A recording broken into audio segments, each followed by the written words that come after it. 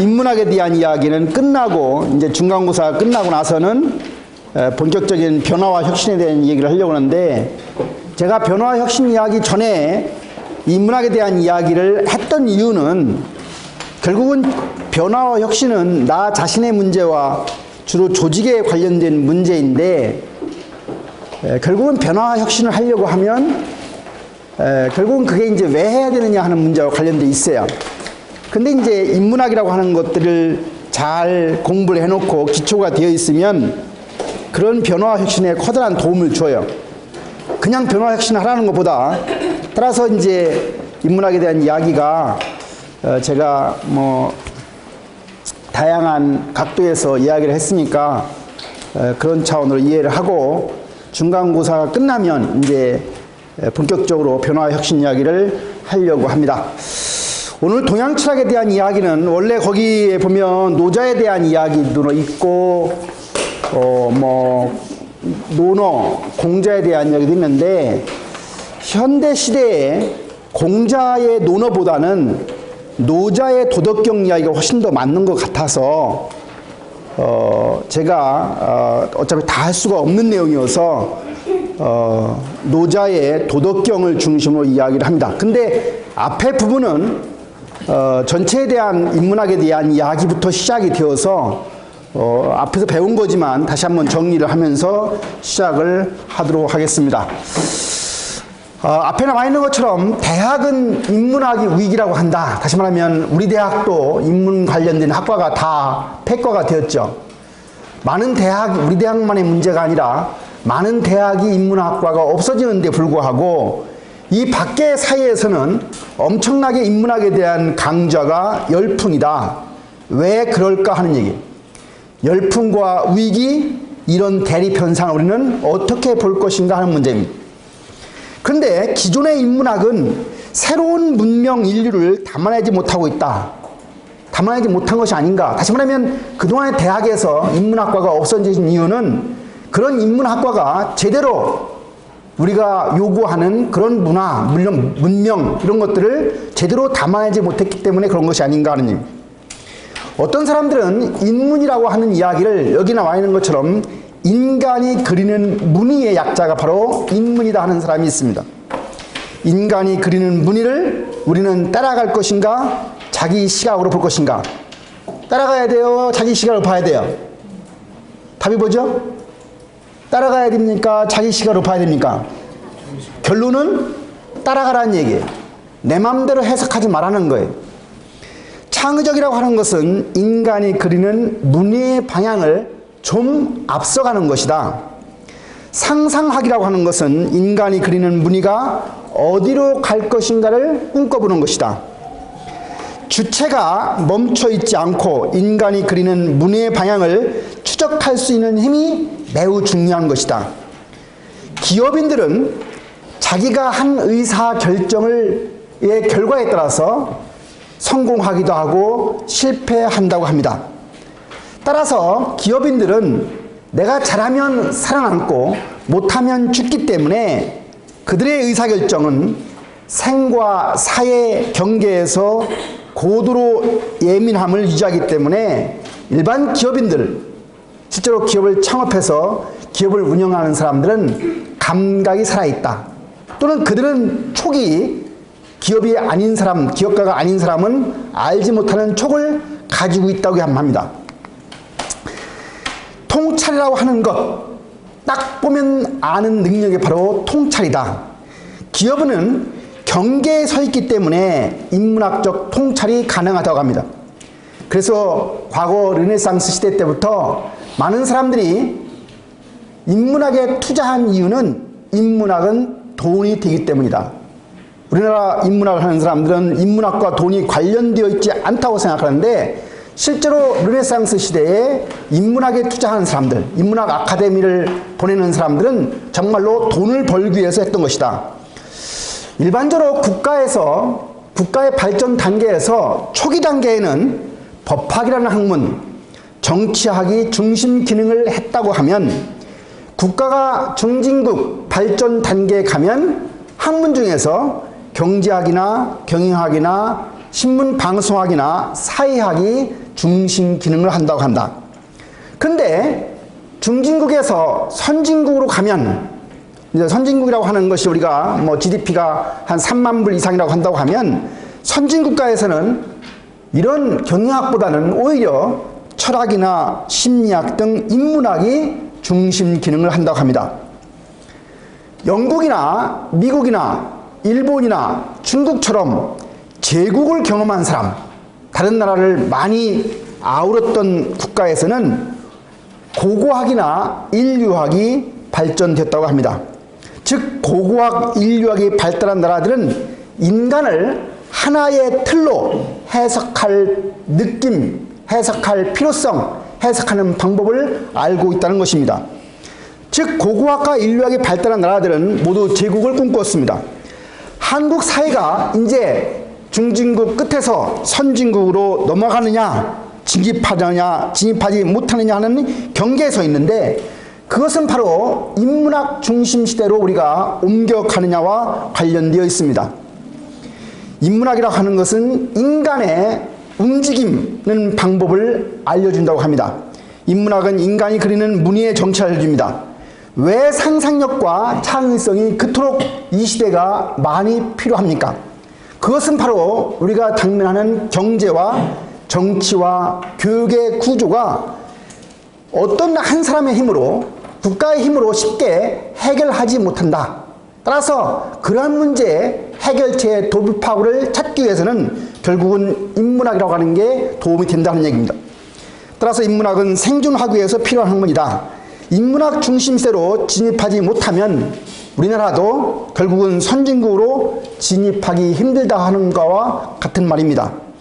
인문학의 중심 기능하는 단계로 진입하는 여부는 대답하는 사람으로 키울 것이냐, 질문하는 사람으로 키우느냐와 관련되어 있습니다. 또 하나는 집단적인 틀 안에 있는 사람으로 머무를 것이냐, 그렇지 않으면 자기의 주체성을 표현하는 사람으로 나갈 것이냐 하는 문제입니다. 이것이 바로 한국 사회의 질적 비약, 발전, 생존과 직결된다는 얘기입니다. 다시 말하면 질문하는 사람으로 키워야 되고 자기의 주체성을 표현하는 사람으로 키울 때 결국은 한국도 질적으로 비약 발전할 수 있다는 얘기입니다. 인문학은 인문주의 또는 인본주의 등과 같이 인간의 사상과 문화를 대상으로 이루어지는 학문적 활동의 결과물이라고 할 수가 있습니다. 고대 로마의 문인 철학자 정치가였던 키케로가 처음으로 후마니타스라고 하는 인문학 용어를 사용하는 사람입니다. 키케로는 인문학은 인간의 정신을 가장 존귀하고 안전하게 해주는 학문이라고 정의한 바 있습니다. 인문학의 중심은 바로 신이 아닌 인간으로 사람을 보는 것입니다. 인문주의, 인간적임, 인본주의 이런 말들은 모두가 공감할 수 있는 내용으로 정의하는 것은 어려운 일입니다. 인간은 변합니다. 왜? 세계가 달라지기 때문입니다. 세계가 달라지기 때문에 인간이 해결해야 할 내용과 방법도 달라지고 있습니다. 그 과정 속에서 인간 삶의 의미, 존재의 지평도 달라지게 되어 있습니다. 인문학이라고 하는 것은 하나의 내용이나 방법으로 정의 내리기는 어렵습니다. 인문학은 감각을 확보하는 거에 도움이 됩니다. 우리에서 나로 돌아갈 수 있어야 합니다. 인간의 삶은 모두 다르게 전개되어 왔습니다. 인간은 다른 세계와 관계하면서 때로는 시각을 공유하는 방식으로 취하기도 합니다. 인간이 흐름 속에 존재하는 것이 인문입니다. 우리가 배울학이라고 하는 정해진 순간 그것은 아마도 박물관으로 가야 될지 모릅니다. 배움의 기초라고 하는 것은 모방이라고 합니다. 학이라고 정해지는 순간 모방의 대상에서 정지되게 됩니다. 학문은 정지된 대상을 정지된 형태로 흡수하는 것이 아닙니다. 학이 어떤 활동 속에서 이루어져 있는가를 짐작하는 것이 중요합니다. 왜 우리는 인문적인 통찰, 창의성, 상상력이 부족할까요? 인문학은 학이 아닌 활동이 되어야 하는 것입니다. 인문적 활동과 통찰을 할 수 있는 자기만의 감각을 확보해야 한다는 뜻입니다. 인문적 통찰 활동은 가치를 표현하는 것이 아니라 질문해 보는 것입니다. 거듭 강조하지만 우리에서 나로 돌아갈 수 있어야 합니다. 우리로 존재하는 사람에게는 통찰의 힘이 나오지 않습니다. 통찰은 분석과 이해의 문제가 아니라 감각과 힘의 문제인 것입니다. 죽기 전에 인류로 한번 살아볼 필요가 있습니다. 리더는 경계에 있는 사람입니다. 노자는 이미 현대를 철저하게 준비해 놓은 철학자입니다. 노자는 지금부터 2500년 전 사람입니다.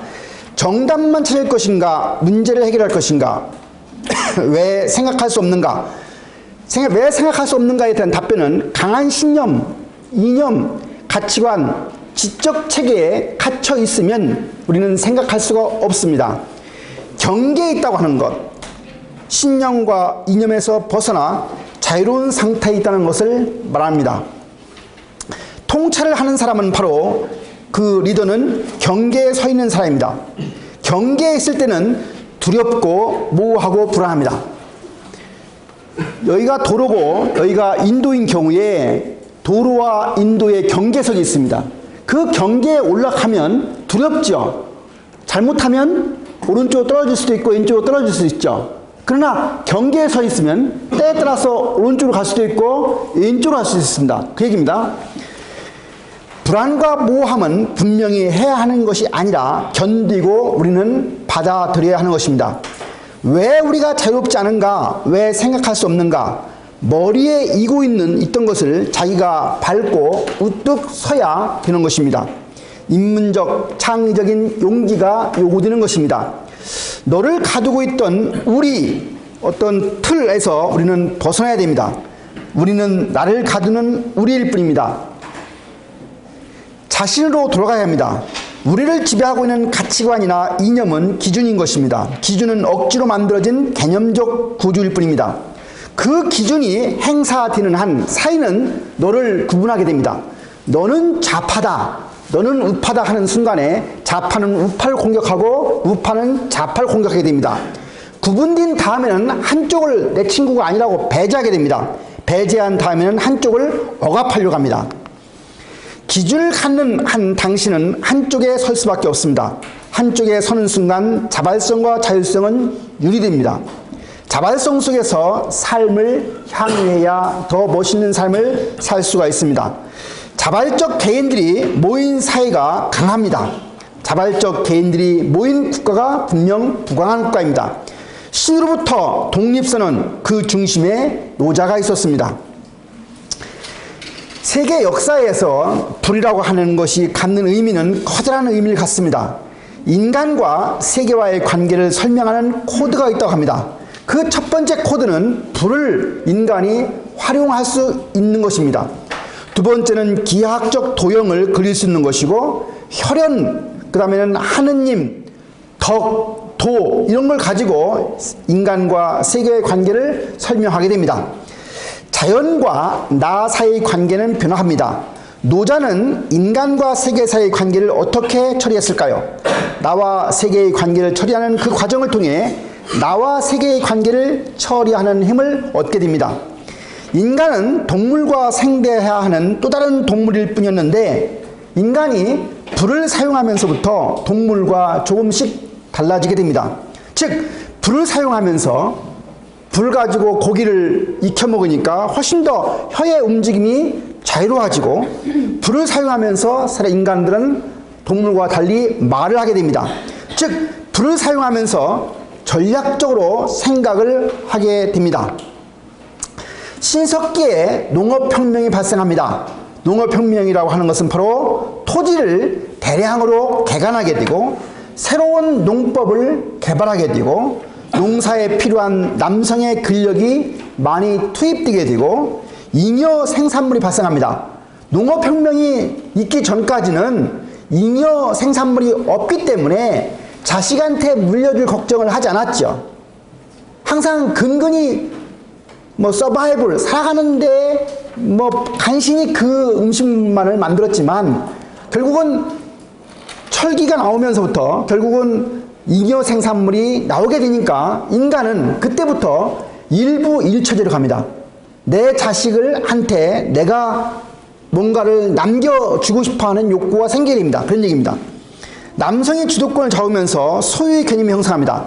재산을 다른 사람이 아닌 친자식에게만 상속하고 싶은 욕구로 일부 일처제가 성립이 됩니다. 즉 그때부터 농업혁명이 일어나면서부터 혈연이라고 하는 것이 중요하게 등장합니다. 혈연이라고 하는 개념을 통해서 시간과 공간이 포함된 넓은 의미로 자신을 해석하기 시작합니다. 인간의 능력이 확대되고 인간의 시야가 커지고 이제 깊어지게 됩니다. 중국은 서양과 다른 종법제도를 만들었는데 그 종법제도는 어떻게 출범되었을까? 이때 시주에 대한 제사가 우리 옛날 여러분 가을에 10월달 중순에 가면 뭐 시제라는 게 있는데 그 시주에 대한 제사가 아버지에 대한 제사보다 더 중요했던 시대가 있습니다. 종법제도는 장자 중심의 서열 관계가 가족들은 국가 정치 시스템에 적용되는 제도입니다. 중국의 고대 3대 왕조라 함은 하나라, 은나라, 주나라라고 합니다.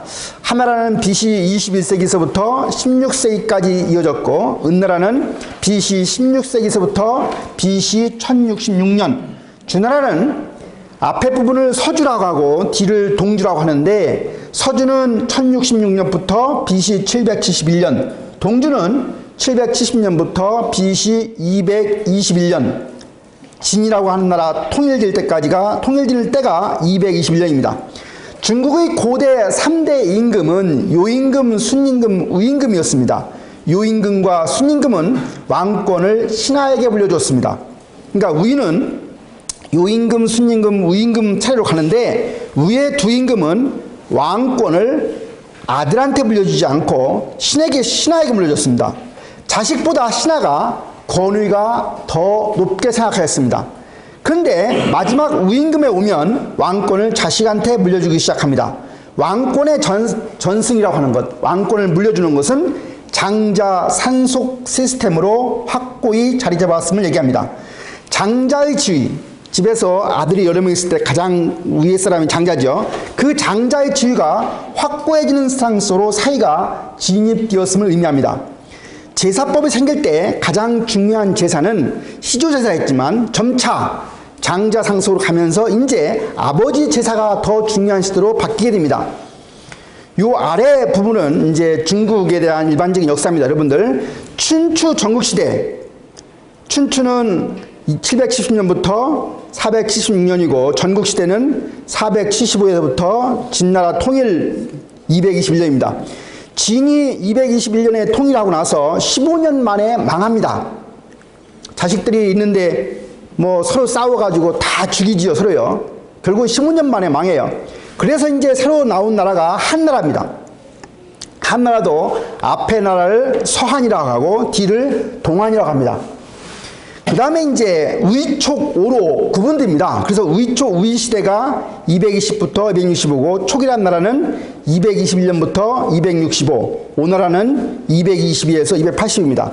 그 다음에 이제 서진, 동진, 중국이 우리 보통 보면 저 안쪽 내륙 쪽이고 하고 동쪽에 하면 우리나라 쪽은 동쪽입니다. 처음에는 내륙 쪽이 발전되다가 나중에 발전이 되면 이쪽 동쪽 우리나라 쪽으로 발전이 된다는 얘기예요. 그 다음에가 16국 시대입니다. 그 다음에 남북조, 수나라. 여러분, 이 수나라, 당나라 시대가 이제 우리나라 역사를 보면 고구려 백제 신라의 시대이시죠. 당나라 이쪽이 이제 결국 우리나라 통일 신라가 결국은 통일할 때 당나라가 돌아가지고 도움을 받죠. 5대 16국 시대, 그 다음 원나라가 이제 그 몽골이 만든 원나라 시대, 명나라가 주로 우리나라 같으면 조선시대 때를 얘기하는 것이고, 청나라가 조선시대 말기를 얘기하는 거죠. 그리고 나서 이제 중화인민국이 형성되고 1949년도에 중화인민공화국이 만들어집니다. 은나라입니다. 제사법의 이행은 세계를 나를 중심으로 보기 시작하였던 얘기입니다. 은나라는 갑골문을 사용하였습니다. 은나라 사람들은 모든 일이 하느님이 결정한다고 생각했습니다. 세계를 해석하는 코드가 혈연에서 하느님으로 인간의 지위가 상승된 겁니다. 인간이 보편적인 근거와 기준을 갖고 세계와의 관계 속에서 자신을 이해하고 해석하기 시작한 시대입니다. 인간이 혈연이라고 하는 제한된 경험 시스템으로 해석하다가 신이라고 하는 보편적 절대자를 매개로 자기를 해석하게 되었다는 얘기입니다. 인류의 역사라고 하는 것은 인간 지위가 상승하는 역사라고 볼 수가 있습니다. 주나라가 은나라를 멸망시키고, 여러분들 한나라, 은나라, 주나라 이렇게 하죠. 그래서 주나라가 은나라를 멸망시키고 나라를 새로 세우게 됩니다. 하느님이 움직이는데도 틀을 갖게 됩니다. 하느님이 덕이라고 하는 최소한의 규제를 이제 행사하기 시작합니다. 은나라가 멸망한 이유는 주나라 건국의 정당성의 필요입니다. 은나라 사람들은 인간으로 가져야 할 덕을 상실했기 때문에 결국은 은나라가 망하고 주나라가 만들어집니다. 그러나 주나라 사람들은 덕을 가지고 있어서 1000명이 주나라를 왔다고 보는 것입니다. 무엇 때문에 1000명, 하늘의 명이 달라지는가? 바로 인간의 덕에 있습니다. 인간이 1000명을 바꿀 수 있는 존재로 등장하였다는 얘기입니다. 다시 말하면 인간의 지위가 이때부터 상승되기 시작합니다. 1000명을 움직이는데도 합리적인 최소한의 기준을 갖게 됩니다. 하느님을 움직이는 최소한의 규제가 바로 덕인 것입니다. 인간은 1000명이 눈여겨봐야 할 존재로 지위가 상승되었습니다. 인간이 역사 문화의 무대에서 책임감 있는 존재로 등장하였다는 얘기입니다. 인간이 책임감을 발휘하는 활동이 바로 문화이고 문의인 것입니다. 주나라는 한나라와 은나라를 거울 삼아 참고했는데 인문적 특색이 찬란하게 빛나게 되었습니다. 공자라는 사람은 주나라를 따른다고 했습니다. 인문학적 통찰을 강화시키는 힘이 요구된 것입니다. 주나라에 있었던 봉건제라고 하는 것은 주나라에서 만든 새로운 정치 제도였습니다. 봉건제는 영토를 확장하거나 영토를 방어하는 데 상당히 효율적인 정치 제도였습니다. 은나라의 혈연은 아버지의 권위를 강화하는 데 쓰였습니다. 서양의 본건은, 봉건이라고 하는 것은 혈연을 기반으로 충성심이 맺어지지 않았던 것입니다. 하지만 중국에서 봉건이라고 하는 것은 혈연을 기반으로 충성심이 만들어졌습니다. 국가를 관리할 때 가장 중요한 것 중에 하나가 바로 조세제도입니다. 조세제도가 얼마나 잘 지켜지는가, 조세제도가 얼마나 공평하게 전개되는가가 중요합니다. 나라를 경영하는 데 있어서 제일 중요한 것은 무엇보다 조세제도의 확립입니다. 주나라의 조세제도는 정전제였습니다. 정사각형이 있으면 정사각형을 3번을 나누면 몇 개가 생기죠? 셋으로 나누고 셋으로 나누면 몇 개가 생겨요? 9개가 생기죠. 그 9개 중에서 8개는 8명한테 배분을 하고 가운데 있는 하나를 농사를 져서 그것을 영주한테 맡기면 영주가 일정 모아가지고 국가한테 바치는 시스템이 바로 정전제입니다. 그렇게 해서 했는데 어떻게 되겠어요?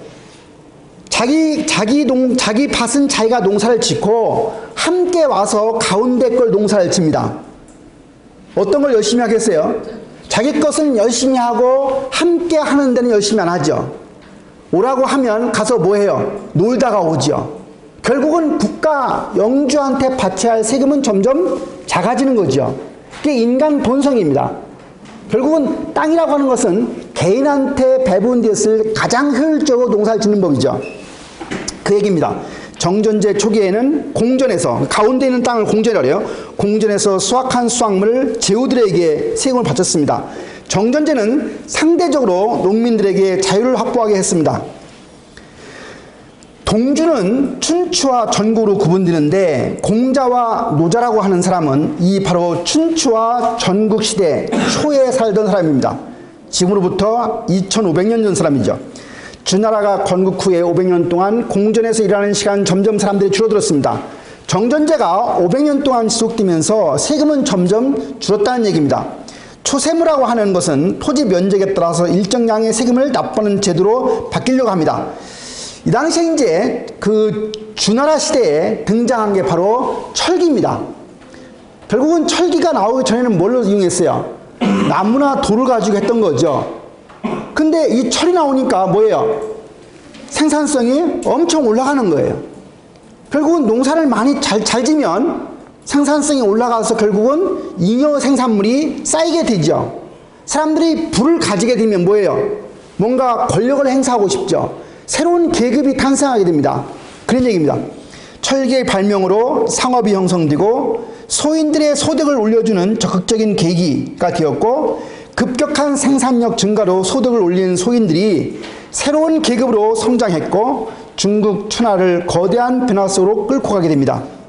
철기 발명이 중국에 얼마나 큰 변화를 일으켰을까? 돈을 만드는 방식이 새로워지면서 돈을 버는 사람이 새롭게 등장하였다는 얘기입니다. 돈을 만드는 방식은 새로운 정치적인 욕구가 달라지게 됩니다. 인간인 이유는 인간에게 있습니다.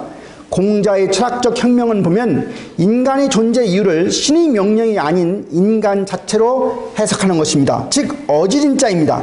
논의 초점은 어지린을 어떻게 키우는가였습니다. 기소불욕 이시어인이라 내가 하기 싫은 것을 남에게 시키지 마라. 이게 서에 대한 얘기입니다. 서. 모든 인간에게서 인간일 수밖에 없는 씨앗이 공통적으로 있습니다. 어지린이라고 하는 것은 바로 공감 능력입니다. 공통의 본질을 갖고 있기 때문에 각자의 욕망은 공개되어 있어야 합니다. 하기 싫지 불력여로 배우고 때때로 익히면 또한 즐겁지 아니한가. 학습의 목적은 인을 사이 보편적 질서와 일치되는 단계로 키우는 것입니다. 논어의 시작이 배울 학자로 시작하죠. 이 하기 싫지 불력여로라는 게 논어의 시작물이에요. 여러분 논어 읽어봤습니까? 혹시 읽어본 사람이요? 흔들어 보세요. 저는 논어를 대학교 때 다 써봤어요. 한 권을 다 베꼈어요. 몇 자일까요? 몇 자쯤 될 것 같아요? 논어에 나와 있는 한자를 대학교 때 한자 시간에 숙제로 내서 다 베낀 적이 있어요. 원고지 200매 한 110장 됩니다.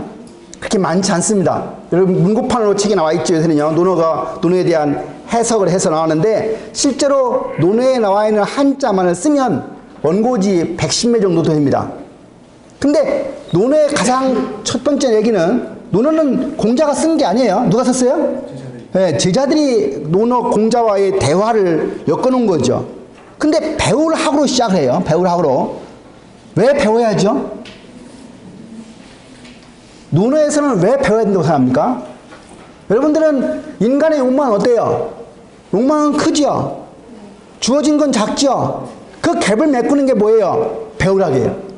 다시 말하면 농사를 짓는데 물이 있어야죠.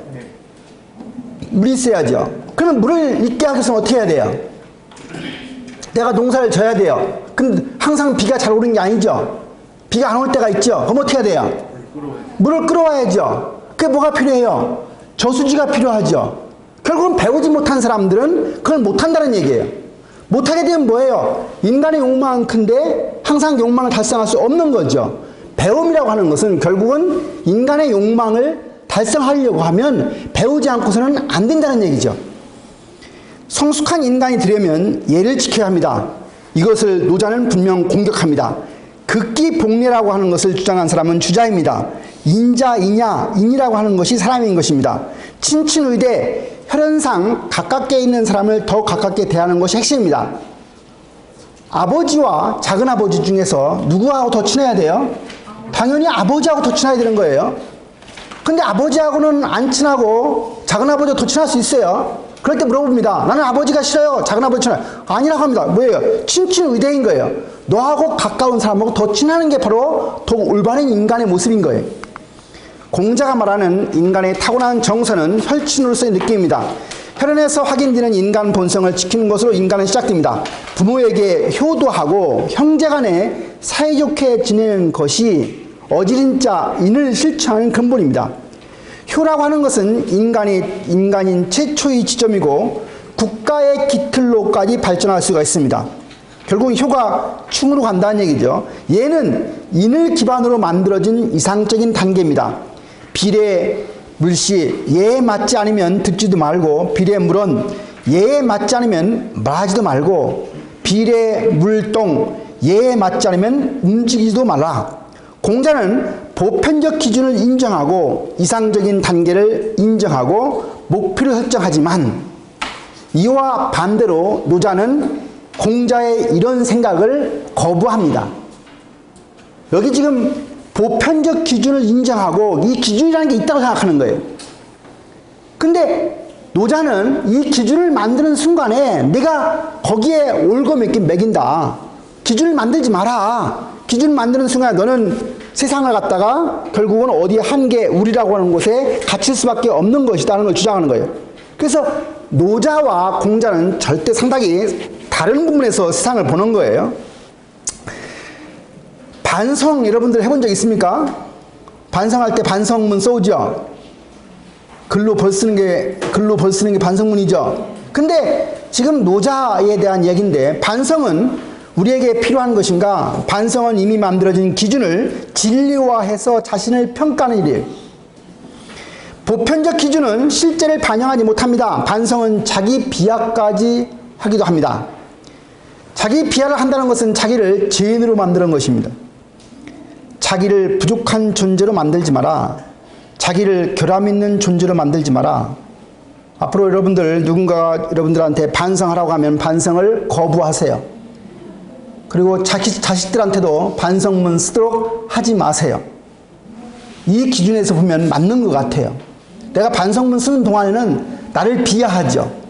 나는 왜 이렇게 못났을까? 이러면 안 되는데. 그 순간에 자기를 비하하는 것 자체가 나한테 큰 죄를 짓는 거예요. 그럴 필요 없어요. 옛날 선생님들 반성문 써오라고 가끔 하는데 반성문 왜 썼나 싶어요. 자유, 행복, 창의성은 자기 내면의 독립적인 생명력에서 나오는 것입니다.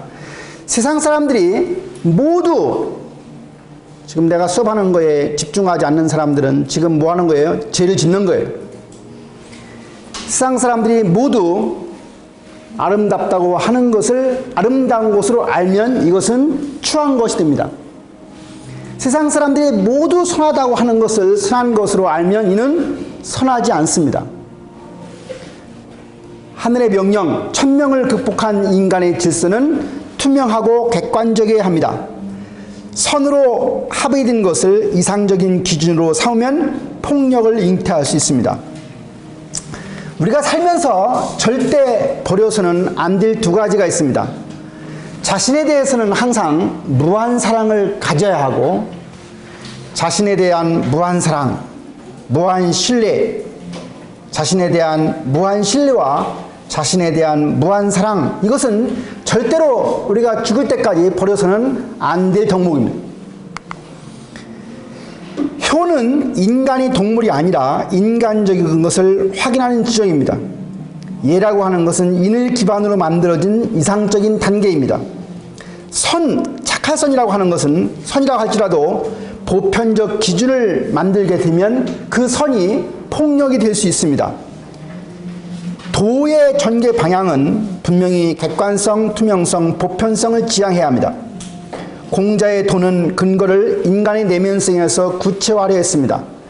공자의 도의 건립 방향은 주관성을 완벽하게 벗어나기 힘든 구조였습니다. 노자의 도는 도의 근거를 자연에서 구했습니다. 그래서 천도무친, 자연의 도는 더 친하고 덜 친하게 여기는 것이 없다. 춘추전국 시대의 철학적 사명론은 천명론으로 극복과 도의 질서 확립이었습니다. 노자는 인간의 내면성을 근거로 도를 건립하게 되면 주관성을 극복할 수 있다고 보았고, 노자는 주관성을 극복할 수 없으면 가치론으로 나갈 수밖에 없다고 했습니다. 노자는 가치론은 기준을 만들고, 기준이 설정되면 구분이 시작되고, 구분한 다음에는 한쪽의 다른 쪽을 배제하게 되고, 결국은 한쪽의 다른 쪽을 억압하기 때문에 결국은 가치론, 기준을 만드는 것이 바람직하지 않다라고 노자는 주장합니다. 자연의 질서를 인간의 질서로 만드는 것이 바로 노자의 꿈이었습니다. 자연의 질서는 보편성, 투명성, 객관성을 확보하는 것입니다. 공자와 노자는 모두 도를 추구했고 천명을 극복하려 했으며 신의 세계에서 인간의 세계로 인간의 길을 갖고 교육을 노자와 공자 두 명 다 똑같이 적극적으로 주장하면서 세상 속으로 깊이 들어갔습니다. 노자는 어떤 방식으로 교육을 지향했을까요? 노자의 가장 유명한 책이 도덕경인데 이 도덕경의 첫머리가 이렇게 시작합니다. 읽어보세요. 도가도, 비상도, 명과 명, 비상도. 도가 도이면 도가 아니고 이름이 개념화 될 수 있으면 진정한 이름이 아니라는 것입니다. 예를 들어서 사랑이 뭐냐고 물으신다고 하면 누군가가 눈물의 씨앗이라고 말하겠어요 라고 한다고 하면 진짜 사랑이 눈물이 아닌 거죠. 누군가는 사랑보다 더 슬픈 것은 정이라고 할 수도 있습니다. 누군가가 정을 내린다, 영어로 define 한다라고 한 그 말은 울타리를 친다고 하는 것은 다른 것과 구분하기 시작합니다. 노자는 구분하는 것을 싫어하는 사람이에요. 왜? 구분하는 순간에 한쪽은 다른 쪽을 경계하고 구분하고 억압하기 때문에 결국은 우리가 여기 도가도, 비상도, 명가명, 비상명이라고 한 말은 도가 도이면 도가 아니고 그 말이 그 말 같지만 의미는 말입니다. 소인의 반대는 누구예요? 군자지요. 이런 거예요. 내가 차를 타고 가다가 교통한테 결국은 찍혔어요. 너 빨리 왔다. 지나가다가 교통한테 찍혀가지고 그럼 어떻게 해야 되면 돼요? 교통이 딱지를 끊겠죠. 근데 소인은 어떻게 해요? 소인은 아이고 뭐 이해되죠? 어째서 그랬다. 내가 속도를 냈었던 것은. 그러면서 6만 원짜리를 3만 원짜리 끊어달라. 이렇게 얘기하는 사람은 소인입니다. 결국은 앞에 돈을 부는 사람은 소인이에요. 그러고 보면 저는 소인이 아니었던 것 같아요. 경찰한테 몇 번 딱지를 띈 적이 있었는데 한 번도 경찰한테 사정하거나 깎아달라고 해본 적이 한 번도 없어요. 서천에 홍보를 가다가 길이 너무 좋아서 빨리 가다가 붙잡혔어요. 근데 그 사람이 보여주더라고요. 보여줘요. 근데 그 숫자가 그 정확한 숫자였어요. 다시 말하면 60km가 넘으면 6만 원을 내야 되고 60km 이하이면은 3만 원을 내는데 자스트 60이었어요. 근데 6만 원을 끊더라고요. 아무 소리 안 했어요. 무슨 소리냐면 내가 가끔 딱지를 띄는 순간에 나는 운전을 잡으면 조심한다는 생각을 했어요. 그래서 가끔 걸리기를 바래요. 왜? 내가 무의식 중으로 운전을 빨리 할 수도 있기 때문에. 네. 그러나 소인은 당장에 돈을 보기 때문에 거기서 돈을 내고 싶지 않습니다. 여하튼 방법을 강구하죠. 네. 소인은 피지배 계급이었고 농사를 짓는 계급이었고 군자는 지배 계급이고 글 읽는 계급이었습니다. 그런데 이러한 계급에 역전 현상이 발생합니다. 역전 현상은 아까 한 것처럼 주나라 시대 때 철기라고 하는 게 등장하면서입니다. 다시 말하면 결국은 소인도 지배계급으로 올라갈 수 있는 거죠. 춘추 전국시대에 결국은 정치 구조의 혼란과 세계관의 혼란을 겪게 됩니다.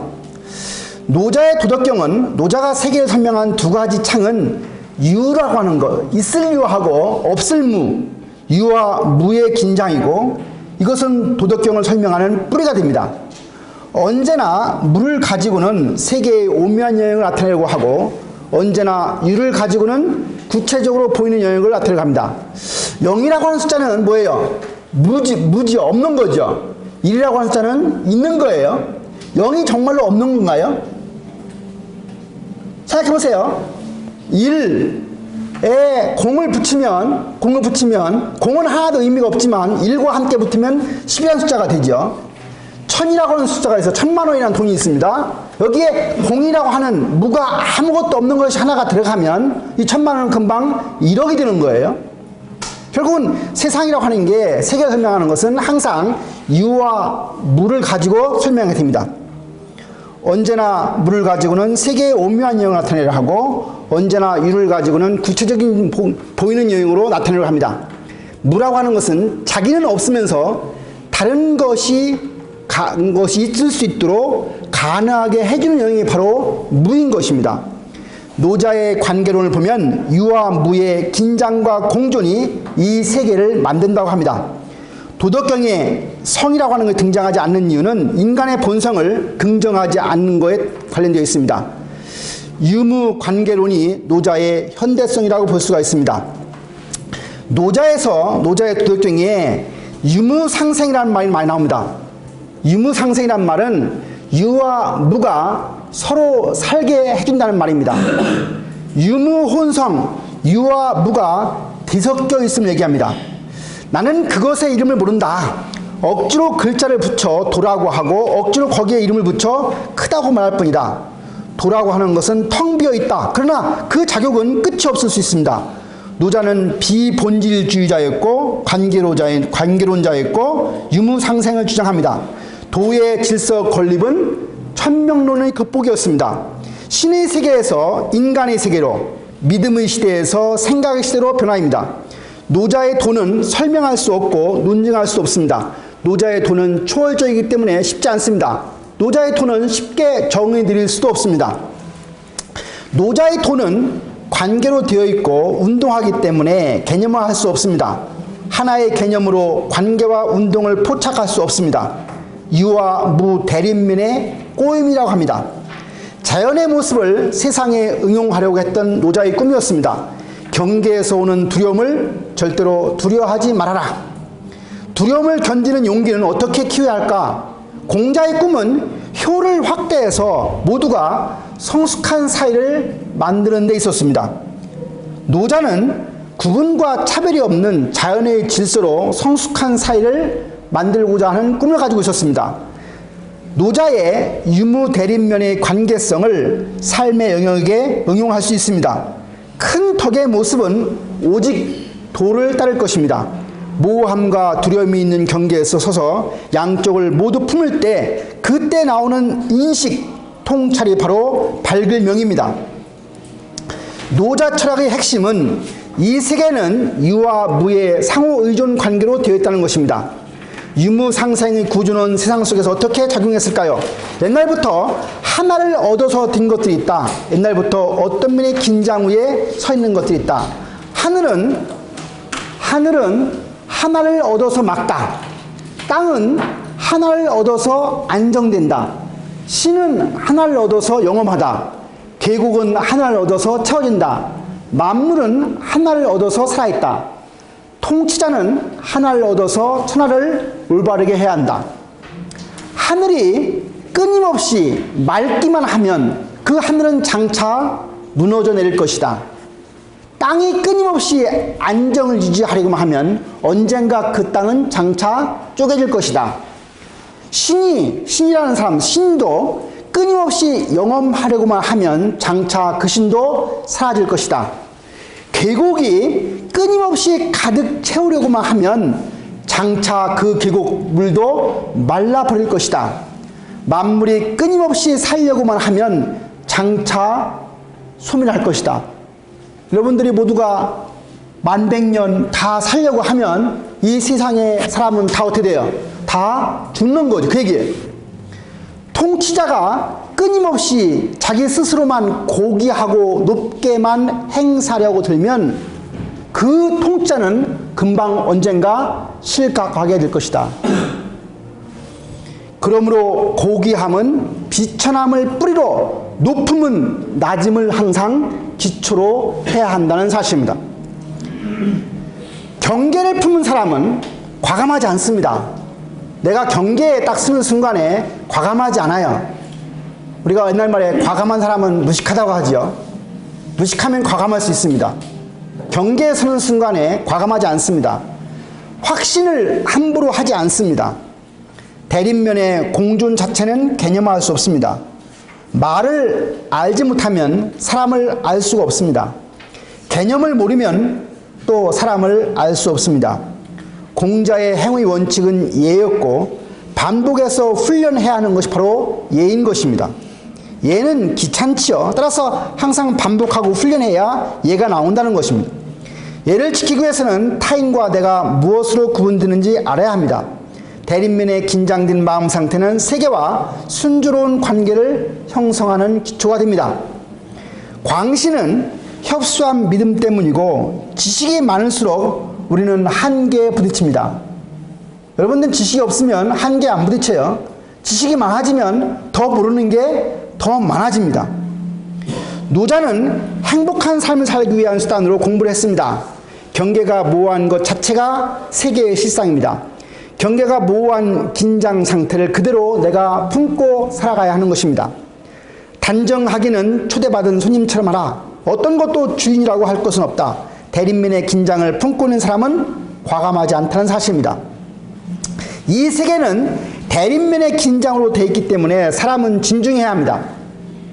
오두방정 떨지 말아야 됩니다. 대립면의 긴장을 자기 안에 품고 있어야 하는 것입니다. 우리가 말이 많으면 금방 한계에 봉착합니다. 친구와 말을 많이 하게 되면 내 미천이 금방 떨어진다는 얘기입니다.